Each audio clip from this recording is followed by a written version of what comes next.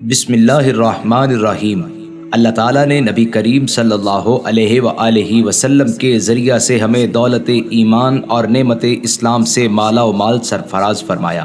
نبی کریم صلی اللہ علیہ وآلہ وسلم نے ہمیں اسلام کے احکام بتلائے، قرآنی آیات سنائیں، دین کی تمام تر تفصیلات بتا دیں، لیکن آپ نے احکام کی تبلیغ پر کوئی بدلہ و عوض نہ چاہا۔ البتہ آپ نے اہل بیت اطہار علیہم السلام سے محبت کا حکم فرمایا۔ قرآن پاک کی سورہ شورى میں ارشاد ہوتا ہے، قُلْ لَا أَسْأَلُكُمْ عَلَيْهِ أَجْرًا إِلَّا الْمَوَدَّةَ فِي الْقُرْبَى، فرما دیجئے میں اس پر تم سے کوئی معاوضہ طلب نہیں کرتا مگر قرابت کی محبت۔ یعنی اے نبی صلی اللہ علیہ وآلہ وسلم آپ فرما دیں کہ اے لوگو، میں رسالت کی تبلیغ پر تم سے کوئی معاوضہ طلب نہیں کرتا، جیسے دوسرے کسی نبی نے تبلیغ دین پر کوئی معاوضہ نہیں مانگا۔ اس کے بعد جداگانہ طور پر نبی کریم صلی اللہ علیہ وآلہ وسلم نے کفار کو آپ صلی اللہ علیہ وآلہ وسلم پر ظلم و ستم کرنے سے باز رکھنے کے لیے فرمایا کہ تمہیں کم از کم میرے ساتھ اپنی قرابت داری یعنی رشتہ داری کا خیال کرنا چاہیے۔ چونکہ نبی کریم صلی اللہ علیہ وآلہ وسلم قبیلہ قریش سے تعلق رکھتے ہیں اور کفار مکہ بھی اپنی مختلف شاخوں کے اعتبار سے قریش سے تعلق رکھتے تھے، تو انہیں کہا گیا کہ اگر تم ایمان قبول نہیں بھی کرتے تو کم از کم رشتہ داری کا لحاظ کرتے ہوئے ایذا رسانی سے تو باز رہو۔ جب یہ آیت کریمہ نازل ہوئی تو حضرات صحابہ کرام رضوان اللہ تعالی علیہم اجمعین نے نبی کریم صلی اللہ علیہ وآلہ وسلم کی خدمت بابرکت میں عرض کیا کہ آقا وہ قرابت دار کون ہیں جن سے محبت کرنا ہم پر ضروری ہے؟ نبی کریم صلی اللہ علیہ وآلہ وسلم نے ارشاد فرمایا، علی، فاطمہ اور ان کے دونوں شہزادے۔ اہل بیت اطہار علیہم السلام سے محبت کا مطالبہ بظاہر تبلیغ اسلام کا بدلہ معلوم ہوتا ہے، لیکن بات ایسی نہیں ہے، بلکہ ایمان کے حصول کے بعد اس کی حفاظت کا انتظام انتہائی ضروری ہوتا ہے۔ شیطان ہر وقت ایمان کو تاراج کرنے کے مواقع ڈھونڈتا ہے۔ حفاظت ایمان کی خاطر اہل بیت اطہار علیہم السلام کی محبت و مودت کا حکم دیا گیا۔ ان پاک باز ہستیوں سے تعلق و وابستگی باعث نجات اور ایمان کی حفاظت کا ذریعہ ہے۔ جنتی نوجوانوں کے سردار، جگر گوشہ بطول، نواسہ رسول، سید الشہداء امام علی مقام امام حسین علیہ السلام، آپ کے فضائل و کمالات متعدد حدیث مبارکہ سے ظاہر ہیں۔ آپ نبی کریم صلی اللہ علیہ وآلہ وسلم کے محبوب نواسہ اور آپ کے لخت جگر اور نبی کریم صلی اللہ علیہ وآلہ وسلم کی چہیتی صاحبزادی سیدۃ النساء مخدومہ کائنات سیدہ بطول زہرا سلام اللہ علیہا کے دل کے چین ہیں۔ نبی کریم صلی اللہ علیہ وآلہ وسلم نے آپ کی دائمی نسبت اور کمال قربت کو ظاہر کرتے ہوئے بیان فرمایا، حسین منی و انا من الحسین، حسین مجھ سے ہیں اور میں حسین سے ہوں۔ امام حسین علیہ السلام کی ولادت باسعادت سے پہلے نبی کریم صلی اللہ علیہ وآلہ وسلم کی چچی جان نے ایک فکر انگیز خواب دیکھا اور نبی کریم صلی اللہ علیہ وآلہ وسلم کی خدمت اقدس میں حاضر ہو کر اپنا خواب بیان کیا، تو نبی کریم صلی اللہ علیہ وآلہ وسلم نے اس کی بہت ہی پیاری تعبیر بیان فرمائی اور امام علی مقام علیہ السلام کی ولادت کی بشارت دی۔ امام بہقی نے دلائل النبوہ میں اس حدیث کا ذکر کیا ہے۔ آپ فرماتے ہیں کہ حضرت ام الفضل بنت حارث رضی اللہ تعالی عنہا بیان فرماتی ہیں کہ وہ نبی کریم صلی اللہ علیہ وآلہ وسلم کی بارگاہ اقدس میں حاضر ہو کر عرض کرتی ہیں، یا رسول اللہ صلی اللہ علیہ وآلہ وسلم، میں نے آج رات ایک خوفناک خواب دیکھا ہے۔ سرکار نے ارشاد فرمایا، آپ نے کیا خواب دیکھا؟ عرض کرنے لگیں، وہ بہت ہی فکر کا باعث ہے۔ آپ نے ارشاد فرمایا، وہ کیا ہے؟ عرض کرنے لگیں، یا رسول اللہ صلی اللہ علیہ وآلہ وسلم، میں نے دیکھا گویا آپ کے جسد اطہر سے ایک ٹکڑا کاٹ دیا گیا اور میری گود میں رکھ دیا گیا۔ نبی کریم صلی اللہ علیہ وآلہ وسلم نے ارشاد فرمایا، تم نے بہت اچھا خواب دیکھا ہے، انشاءاللہ میری بیٹی فاطمہ کے ہاں صاحبزادے کی ولادت ہوگی اور وہ آپ کی گود میں آئے گا۔ چنانچہ ایسا ہی ہوا۔ حضرت فاطمہ سلام اللہ علیہا کے ہاں حضرت امام حسین علیہ السلام کی ولادت ہوئی اور وہ میری گود میں آئے، جیسا کہ نبی کریم صلی اللہ علیہ وآلہ وسلم نے بشارت دی تھی۔ پھر ایک روز میں نبی کریم صلی اللہ علیہ وآلہ وسلم کی خدمت بابرکت میں حاضر ہوئی اور حضرت حسین علیہ السلام کو آپ کی خدمت بابرکت میں پیش کیا۔ پھر اس کے بعد کیا دیکھتی ہوں کہ نبی کریم صلی اللہ علیہ وآلہ وسلم کے چشمان اقدس اشک بار ہیں۔ یہ دیکھ کر میں نے عرض کیا، یا رسول اللہ صلی اللہ علیہ وآلہ وسلم، میرے ماں باپ آپ پر قربان، اشک باری کا سبب کیا ہے؟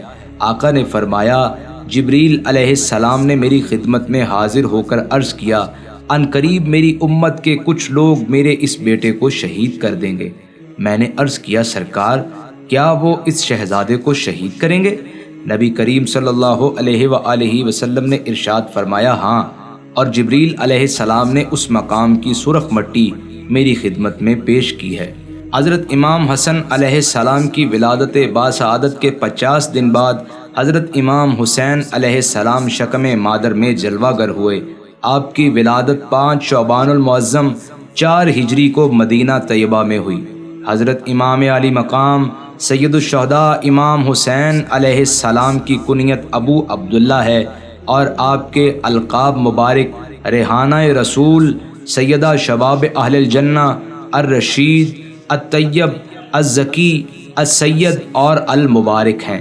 جب آپ علیہ السلام کی ولادت ہوئی تو نبی کریم صلی اللہ علیہ وآلہ وسلم نے آپ کے کان میں اذان کہی اور آپ کے نام بھی خود تجویز فرمائے۔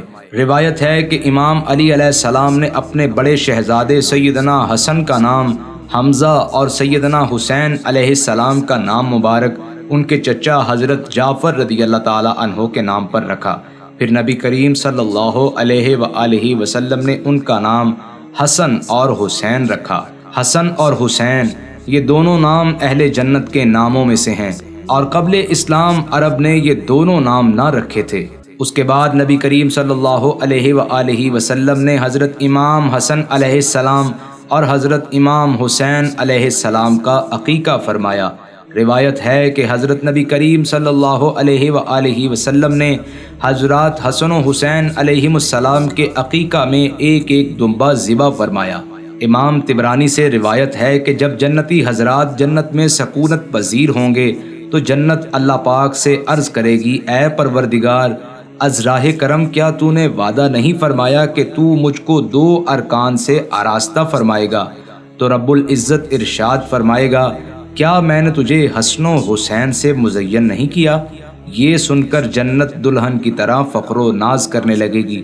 حضرت اسامہ بن زید رضی اللہ تعالی عنہ سے روایت ہے کہ آپ صلی اللہ علیہ وآلہ وسلم نے فرمایا، حسن و حسین دونوں میرے بیٹے ہیں اور میری بیٹی کے بیٹے ہیں۔ اے اللہ، تو ان دونوں سے محبت فرما اور جو ان سے محبت رکھے اس کو اپنا محبوب بنا لے۔ حدیث پاک میں آتا ہے، اللہ تعالیٰ اس کو اپنا محبوب بنا لے جس نے حسین سے محبت رکھی۔ نبی کریم صلی اللہ علیہ وآلہ وسلم نے امام حسین علیہ السلام کو اپنی گود مبارک میں بٹھایا اور آپ کے لبوں کو بوسہ دے کر دعا فرمائی، الہی میں ان سے محبت رکھتا ہوں، تو بھی ان سے محبت رکھ، اور جو ان سے محبت رکھے اس کو اپنا محبوب بنا لے۔ سیدنا ابو ہریرہ رضی اللہ تعالی عنہ سے روایت ہے کہ نبی کریم صلی اللہ علیہ وآلہ وسلم نے ارشاد فرمایا، جس نے حسن اور حسین سے محبت کی اس نے در حقیقت مجھ ہی سے محبت کی، اور جس نے حسن اور حسین سے بغض رکھا اس نے در حقیقت مجھ ہی سے بغض رکھا۔ امام حسین علیہ السلام کے فضائل میں آتا ہے کہ آپ کی خاطر نبی کریم صلی اللہ علیہ وآلہ وسلم نے سجدہ کو دراز فرما دیا۔ حضرت عبداللہ بن شداد رضی اللہ تعالی عنہ اپنے والد سے روایت کرتے ہیں کہ نبی کریم صلی اللہ علیہ وآلہ وسلم عشاء کی نماز کے لیے ہمارے پاس تشریف لائے، اس حال میں کہ آپ امام حسین علیہ السلام کو اٹھائے ہوئے تھے۔ پھر نبی کریم صلی اللہ علیہ وآلہ وسلم آگے تشریف لے گئے اور انہیں بٹھا دیا۔ پھر آپ نے نماز کے لیے تکبیر فرمائی اور نماز ادا فرمانے لگے۔ نماز میں آپ نے طویل سجدہ فرمایا۔ عبداللہ بن شداد کے والد کہتے ہیں، میں نے سر اٹھا کر دیکھا کہ نبی کریم صلی اللہ علیہ وآلہ وسلم سجدہ میں ہیں اور شہزادے آپ کی پشت انور پر ہیں، تو میں پھر سجدہ میں چلا گیا۔ جب نبی کریم صلی اللہ علیہ وآلہ وسلم نماز سے فارغ ہوئے تو صحابہ کرام نے عرض کیا، یا رسول اللہ صلی اللہ علیہ وآلہ وسلم، آپ نے نماز میں سجدہ اتنا لمبا فرمایا کہ ہمیں اندیشہ ہوا کہ کہیں کوئی واقعہ تو پیش نہیں آیا یا آپ پر وحی الہی کا نزول ہو رہا ہے۔ تو نبی کریم صلی اللہ علیہ وآلہ وسلم نے ارشاد فرمایا، اس طرح کی کوئی بات نہیں ہوئی سوائے یہ کہ میرا بیٹا مجھ پر سوار ہو گیا تھا، اور جب تک وہ اپنی خواہش سے نہ اترتا مجھے اجلت کرنا ناپسند ہوا۔ نبی کریم صلی اللہ علیہ وآلہ وسلم نے حسنین کریمین علیہم السلام کی خاطر خطبہ کو موقوف فرما دیا۔ جامعہ ترمذی اور مختلف احادیث کی کتابوں میں روایت ہوتی ہے کہ حضرت ابو بریدہ رضی اللہ تعالی عنہ فرماتے ہیں کہ نبی کریم صلی اللہ علیہ وآلہ وسلم ہمیں خطبہ ارشاد فرما رہے تھے کہ حسنین کریمین علیہم السلام سرخ داری دار قمیض مبارک زیب تن کیے لڑکھڑاتے ہوئے آ رہے تھے، تو نبی کریم صلی اللہ علیہ وآلہ وسلم ممبر شریف سے نیچے تشریف لائے، امام حسن و امام حسین علیہم السلام کو گود میں اٹھا لیا، پھر ممبر شریف پر رونق افروز ہو کر ارشاد فرمایا، اللہ تعالیٰ نے سچ فرمایا ہے، تمہارا مال اور تمہاری اولاد ایک امتحان ہے۔ میں نے ان دونوں بچوں کو دیکھا، سنبھل کر چلتے ہوئے آ رہے تھے، لڑکھڑا رہے تھے، مجھ سے صبر نہ ہو سکا، یہاں تک کہ میں نے اپنے خطبہ کو موقوف کر کے انہیں اٹھا لیا۔ اس حدیث مبارکہ سے نبی کریم صلی اللہ علیہ وآلہ وسلم نے شہزادوں کی قدر و منزلت اور ان سے اپنے کامل قلبی تعلق کو واشگاف کر دیا کہ بچپن میں شہزادوں کے زمین پر گر جانے کا محض شبہ بھی نبی کریم صلی اللہ علیہ وآلہ وسلم کے لیے ناگوار تھا۔ نبی کریم صلی اللہ علیہ وآلہ وسلم نے کرم نوازی کی انتہا فرما دی کہ شہزادوں کی خاطر خطبہ کو موقوف فرما دیا، ممبر شریف سے نیچے تشریف لا کر انہیں اٹھا لیا، اپنے اس عمل مبارک کے ذریعے روز روشن کی طرح آشکار کر دیا کہ ان کا وجود سراسر دین و شریعت ہے، کیونکہ دنیاوی امر کے لیے خطبہ موقوف نہیں کیا جا سکتا۔ پھر ممبر شریف پر قیام فرما ہو کر ان کے چلنے کی حسین اداؤں کا ذکر کرتے ہوئے یہ امر بھی واضح فرما دیا کہ ان کی ہر ادا دین و شریعت ہے۔ امام علی مقام امام حسین علیہ السلام کی نبی کریم صلی اللہ علیہ وآلہ وسلم سے کمال قربت کی یہ شان کے گہوارہ میں آپ کے رونے سے نبی کریم صلی اللہ علیہ وآلہ وسلم کو تکلیف ہوتی تھی۔ سیدنا زید بن ابی زیادہ رضی اللہ تعالی عنہ سے روایت ہے، نبی کریم صلی اللہ علیہ وآلہ وسلم ام المومنین اماں عائشہ رضی اللہ تعالی عنہا کے حجرہ مبارک سے باہر تشریف لائے اور حضرت فاطمہ سلام اللہ علیہا کے دولت خانہ سے گزر ہوا۔ امام حسین علیہ السلام کے رونے کی آواز سنی تو ارشاد فرمایا، بیٹی کیا آپ کو معلوم نہیں ان کا رونا مجھے تکلیف دیتا ہے۔ بچپن میں امام حسین علیہ السلام کا رونا نبی کریم صلی اللہ علیہ وآلہ وسلم کے لیے اذیت کا باعث ہے، تو غور کرنا چاہیے کہ جن ظالموں نے مارکہ کربلا میں امام علی مقام امام حسین علیہ السلام پر مظالم کی انتہا کر دی، دیگر اہل بیت کرام کو بے پناہ تکالیف پہنچا کر انہیں شہید کیا، ان بدبختوں کے ظالمانہ و بہیمانہ حرکات اور اندوہناک واقعات سے نبی کریم صلی اللہ علیہ وآلہ وسلم کو کس قدر تکلیف ہوئی ہوگی۔ کچھ بدبخت لوگ یہ نظریہ رکھتے ہیں کہ حضرت امام حسین علیہ السلام کا کربلا تشریف لے جانا اور آپ کی شہادت عظمیٰ نعوذ باللہ سیاسی اور حصول اقتدار کے لیے لڑی جانے والی جنگ ہے، جبکہ نبیوں کے تاجدار احمد مختار صلی اللہ علیہ وآلہ وسلم نے امت کے افراد کو مارکہ کربلا کے وقت امام حسین علیہ السلام کی تائید و نصرت کرنے کے لیے حکم صادر فرمایا۔ کنز الاعمال شریف میں حدیث روایت ہوتی ہے، یقیناً میرا یہ بیٹا یعنی حسین عراق کے ایک علاقہ میں شہید کیا جائے گا جسے کربلا کہا جائے گا، تو افراد امت میں سے جو اس وقت موجود ہو اسے چاہیے کہ ان کی نصرت و حمایت میں کھڑا ہو جائے۔ امام علی مقام علیہ السلام کو کس طرح دنیا کے ناپائیدار اقتدار کی طلب ہو سکتی ہے، جبکہ آپ ہی کے گھرانے سے ساری خلقت کو زہدہ و تقوی، پرہیزگاری اور قناعت کی دولت ملی ہے۔ سید الشہداء امام حسین علیہ السلام کو اس دنیا فانی کی کس طرح ہرس اور طمع ہو سکتی ہے، جبکہ آپ کے سامنے نبی کریم صلی اللہ علیہ وآلہ وسلم کا ارشاد مبارک ہے، ایک کوڑا برابر جنت کی جگہ دنیا اور اس کی ساری چیزوں سے بہتر ہے۔ جس جنت میں ایک چابک برابر جگہ دنیا و ما فیہا سے بہتر ہے، آپ علیہ السلام تو اسی جنت میں رہنے والے نوجوانوں کے سردار ہیں، تو آپ کس طرح اس دنیا کی طمع کر سکتے ہیں؟